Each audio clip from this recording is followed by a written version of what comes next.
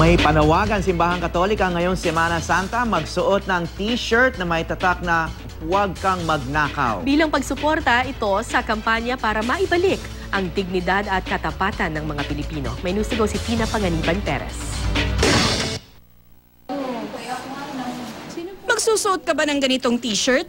Si Manila Archbishop Luis Antonio Cardinal Tagle mismo ang nanawagan sa lahat na isuot ang t-shirt na ito kapag magbibisita iglesia sa Huwebes Santo bilang pagsuporta sa kampanya ng Manila Archdiocese at ng Radio Veritas para maibalik ang dignidad at katapatan ng mga Pilipino.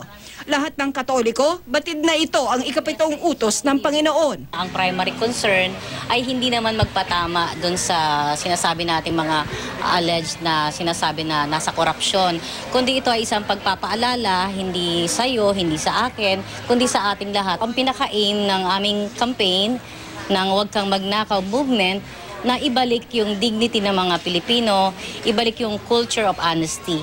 Sa araw-araw, kahit sino raw sa atin, nakakapagnakaw pero akala natin okay lang. Yung gamit sa opisina, minsan ganyan.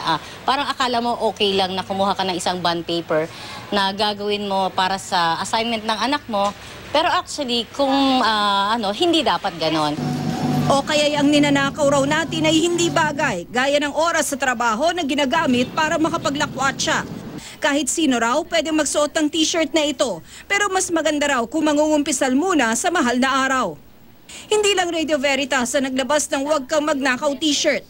Meron din daw ang Adamson University at iba't ibang grupo. Kanya-kanya raw sila ng disenyo pero magkakapareho ang mensahe. May mga tinanong kami kung sino ba dapat ang tamaan sa mensaheng nasa t-shirt. Yung mga di ba nakakulong ng tatlong yung sina Napoles. Marami pang yung mga sabit-sabit na. Sa palagay ko tayong lahat nagnanakaw tayo. Nagnanakaw ng panahon, nagnanakaw ng oportunidad, kayamanan. Tina Panganiban Perez, GMA News.